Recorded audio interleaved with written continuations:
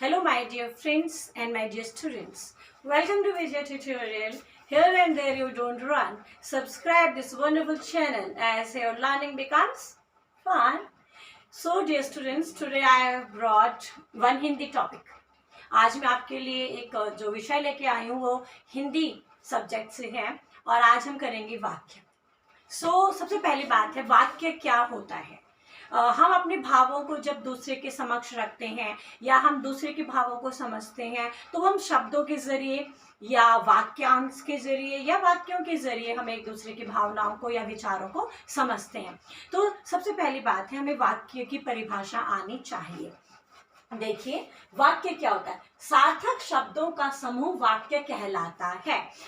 शब्द दो प्रकार के होते हैं, निरर्थक और सार्थक। जिस शब्द का कोई अर्थ होता है वो सार्थक शब्द होता है और जिस शब्द का कोई अर्थ नहीं होता उसको हम निरर्थक शब्द कहते हैं।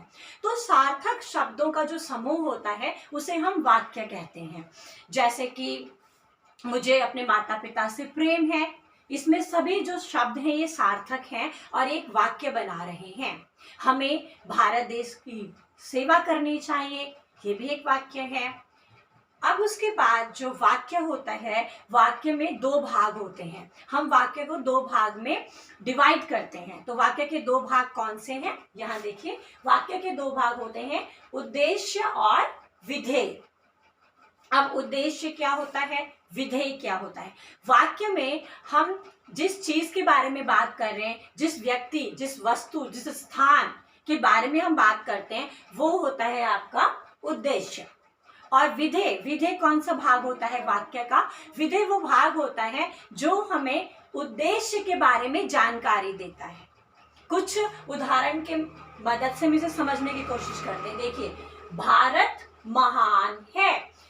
यहाँ पे जो भारत है ये उद्देश्य है और महान है विधेय। हम भारत के बारे में बता रहे हैं कि भारत कैसा है, महान है।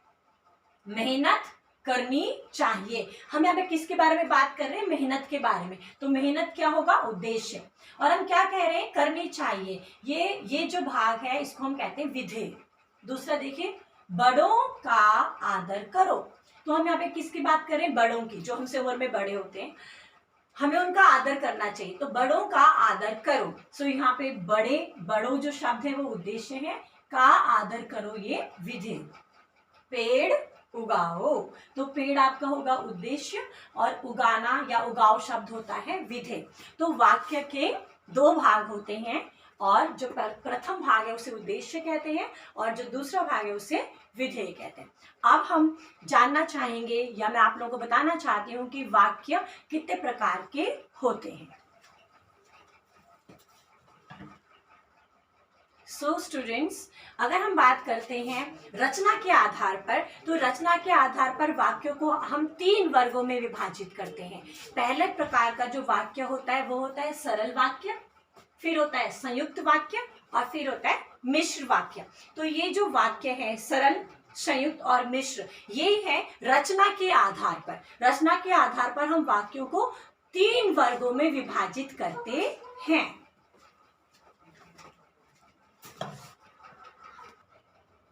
रचना के आधार पर जो पहला प्रकार का वाक्य है वो है सरल वाक्य।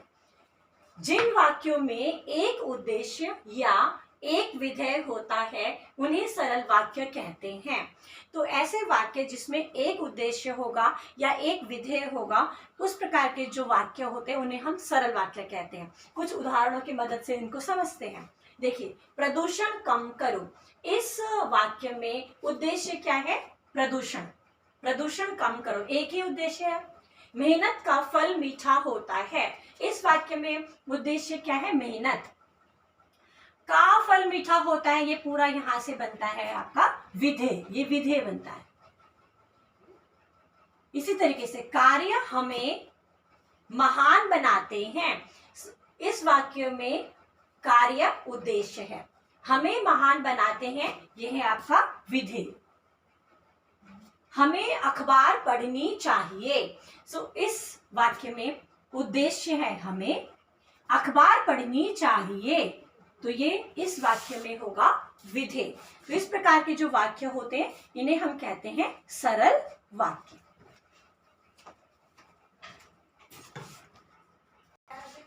अब रचना के आधार पर जो दूसरे प्रकार का वाक्य होता है वो होता है संयुक्त वाक्य। संयुक्त वाक्य क्या होता है? जब एक से अधिक सरल वाक्य समुच्चय बोधकों द्वारा आपस में जुड़े, तब ये जो वाक्य होते हैं ये संयुक्त वाक्य कहलाते हैं। जैसे कुछ उदाहरण देखिएगा। वर्षा हो चुकी है, वर्षा हो चुकी है, ये एक सरल वाक्य है। धूप निकल आई, ये दूसरा है। तो इन दोनों सरल वाक्यों को हमने समुच्चय बोधक तथा से जोड़ा, तो ये वाक्य बन गया हमारा संयुक्त वाक्य। दूसरा देखिए, उन्होंने भोजन किया और विदा हो गए। तो उन्होंने भोजन किया, ये एक सरल वाक्य है। विदा हो गए, ये दूसरा है। और इन दोनों सरल वाक्यों को हमने और समुच्चय बोधक से जोड़ा। तो जब एक या एक से अधिक सरल वाक्यों को समुच्चय बोधकों की मदद से जोड़ा जाता है तो उस प्रकार का जो वाक्य होता है उसे हम कहते हैं संयुक्त वाक्य।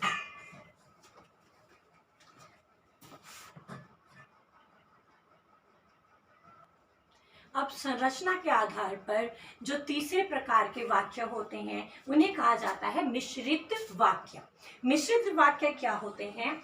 जिस वाक्य में एक प्रधान उपवाक्य हो तथा दूसरा आश्रित उपवाक्य, उसे मिश्रित वाक्य कहते हैं।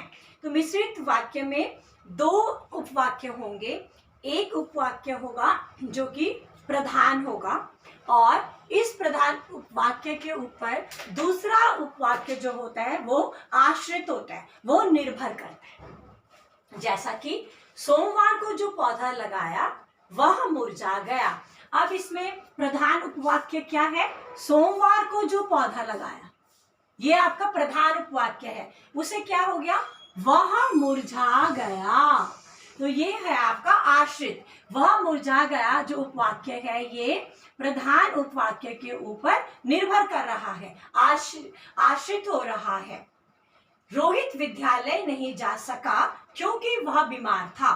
तो रोहित विद्यालय नहीं जा सका, यह है आपका प्रधान उपवाक्य। क्योंकि वह बीमार था, क्योंकि वह बीमार था, ये है आश्रित उपवाक्य। तो क्योंकि वह बीमार था, ये जो उपवाक्य है ये प्रधान उपवाक्य के ऊपर आश्रित है, निर्भर कर रहा है। माता ने समझाया कि सदा सच बोलो। तो माता ने समझाया, ये है आपका प्रधान उपवाक्य। माता ने समझाया, ये प्रधान उपवाक्य है। कि सदा सच बोलो, ये है आश्रित उपवाक्य। तो कि सदा सच बोलो किस पे निर्भर कर रहा है? माता के ऊपर, ये माता ने समझाया है। तो इस प्रकार के जो वाक्य होते हैं जिसमें एक प्रधान उपवाक्य होगा और दूसरा आश्रित उपवाक्य होगा और आश्रित उपवाक्य प्रधान उपवाक्य के ऊपर निर्भर करता है, आश्रित करता है, तो उस प्रकार के वाक्यों को हम कहते हैं मिश्रित वाक्य।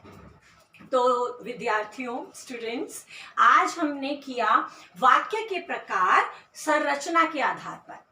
दूसरा जो पाठ हम लेके आएंगे उसमें हम आपको बताएंगे कि वाक्य के जो प्रकार हैं वो अर्थ के आधार पर भी होते हैं और अर्थ के आधार पर वाक्य के कितने प्रकार होते हैं। नेक्स्ट वीडियो में हम उनको समझेंगे, सीखेंगे और आप मेरा यकीन मानिए कि आपको ज़रूर समझ में आएगा और हिंदी जो कि अधिकतर विद्यार्थियों को मुश्किल लगती है वो धीरे धीरे आप लोगों को हिंदी भाषा से भी प्यार होने लगेगा। Thank you.